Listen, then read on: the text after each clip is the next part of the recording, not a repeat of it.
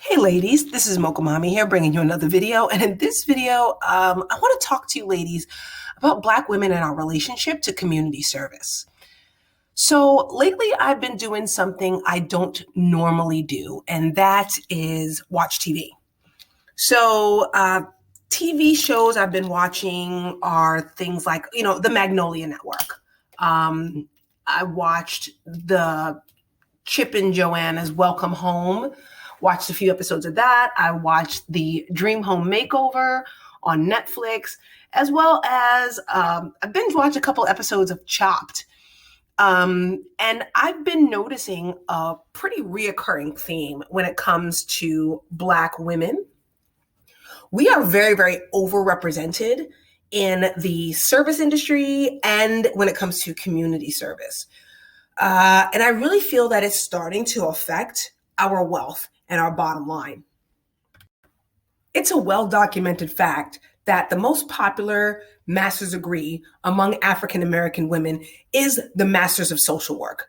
I find it very interesting how the manosphere talks about our useless social science degrees and how Black women are using their degrees to subvert Black men in the Black community, when in reality, no one goes into social work for the money.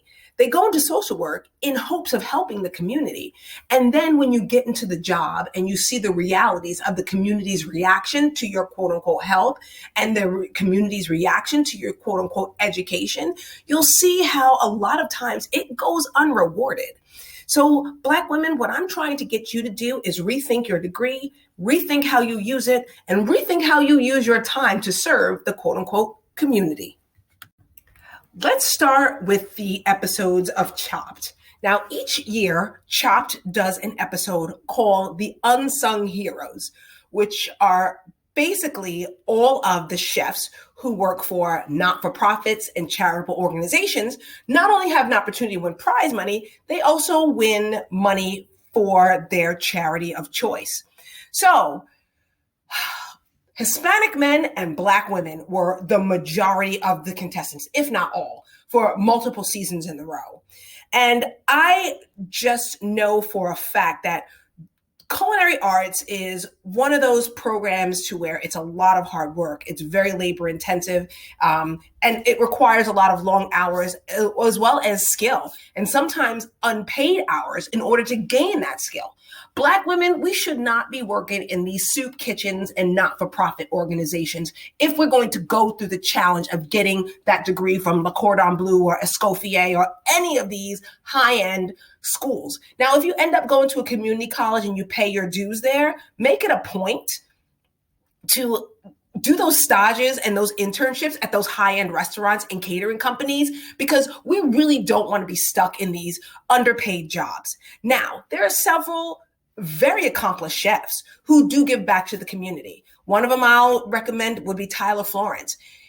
Make it a point to know that Tyler Florence is still very much a brand. Okay, he's probably one of the most influential food and menu researchers and is highly compensated for that. But he does a great job with Feeding America and eliminating some of the food waste and accessibility problems that we're facing in the United States. Another one, hands down, Marcus Samuelson, really doing a great job with the CCAP organization, which helps inner city youth to become chef and part of the culinary arts scene. But one thing that Marcus Samuelson will make sure is that he's putting them in the positions where they're going to be well paid. He's putting them in service positions where they're going to be well paid, where they wouldn't otherwise have access to. I highly suggest you ladies read his book, Yes, Chef, because it really is very insightful when it comes to his idea of giving back to the community and culture. For instance, spending hundreds and thousands of dollars for his wedding in Ethiopia to give back to the economy, starting his restaurant, the Red Rooster in Harlem, and giving economic opportunity to a lot of people there. And in his book, you'll see that he does have a lot of really good and success stories among Hispanic men from Spanish Harlem, among gay men, gay Black men, and among Black women especially. But cisgendered, heterosexual Black men, they create a problem. How many of his busboys would be getting jumped when they knew that he would get paid? He says that he knows that's not something that happened when he worked on the Upper East Side and in Central Park West. How disrespectful some of the men were to the African American men were to his African American female management staff, and how a lot of times it created a retention issue where he had to get rid of the waiters in order to keep that management staff. And I could see how men, Black men especially, would see that as subversive. But it just goes to show you that you can still give back to the community and still create a profitable business, and that other people see your challenges as a Black woman in this industry. So if you find that sympathetic ear, you're more likely to find it on the high-end restaurant scene than being in these community service, underpaid, not-for-profit kitchens.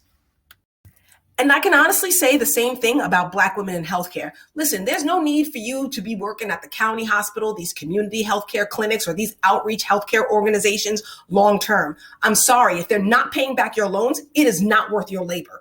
Understand that there are too many private hospital systems and contract agencies who are willing to pay top dollar for your labor. And if you really feel a need to go back to the community, you can always volunteer. You could always work PRN, because guess what? They will always be hiring and they will always have a need. You can even take a portion of your paycheck or your salary every single year and donate to these organizations that you know help the people of the community. But one thing you should not sacrifice is your career and your money, because trust me, some of the most litigious healthcare organizations happen to be the ones that do things for free, or that do things for not-for-profit, or that serve the uninsured. Don't risk your license for someone who doesn't even have healthcare insurance, because I'm telling you, that's exactly where most of the lawsuits come from. So on to the Magnolia Network. Chip and Joanna Gaines were tapped to renovate a transitional foster care home for girls by one of their colleagues in the community. They went to meet the women who were running the center. It was one older Black woman and one younger Black woman. The older Black woman was on the brink of retirement, and the younger Black woman was going to likely ascend into her position. All I'm saying, Black women, is that if currently you have a degree in liberal arts, or you've been into one of these not-for-profits or community service organizations, now is really your time to transition.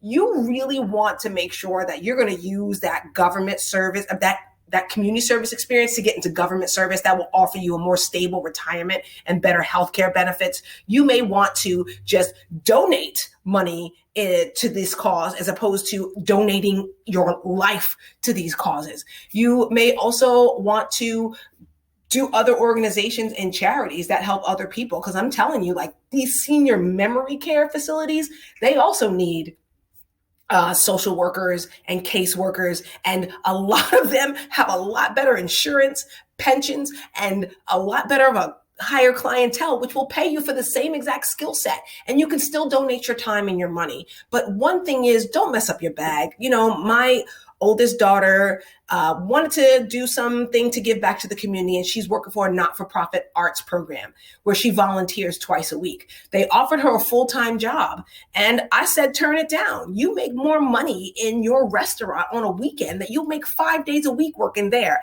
and you know that they're not clocking out at 5 p.m. So, ladies, make your money, and you can still donate in your time off. I will say that the Dream Home Makeover on Netflix, the Black woman that they featured there, definitely was a little bit more strategic. She had basically been the caretaker of so many of her family members growing up, but then she eventually moved on to take care of a very wealthy man who then left her his house, and she then started an antique thrifting business. And part of the proceeds of her business goes to help the homeless and the mentally ill, which is a charity she cares a lot about. So I'm grateful that Mary, who was the subject of this episode, took care of herself in addition to taking care of so many others. So ladies, this is just an encouragement for you ladies to do the things you're passionate about. If you're going to do charities that'll benefit you. I mean, I know now with me going into the spring running season Those are charities that put me around wealthy people. Even recently, with some of the homecoming around HBCUs and some of the Divine Nine activities and some of us ramping up for the holidays, I made it a point to like, hey, let's include some veterans charities.